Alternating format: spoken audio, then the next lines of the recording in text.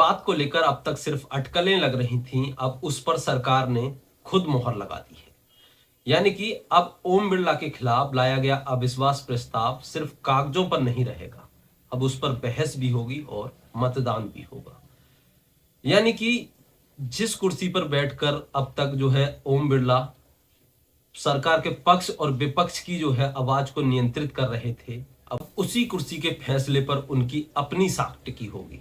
यानी कि दोस्तों ये कोई अफवाह नहीं बल्कि ये खुद ऐलान संसदीय कार्य मंत्री किरेन रिजिजू ने प्रेस कॉन्फ्रेंस करके कहा है। यानी उन्होंने साफ कहा है कि 9 मार्च जब बजट सत्र का दूसरा भाग, यानी कि बजट सत्र का पहला भाग तो खत्म हो गया अभी 28 जनवरी से लेकर 13 फरवरी तक, 9 मार्च से बजट सत्र का दूसरा भाग शुरू हो रहा है।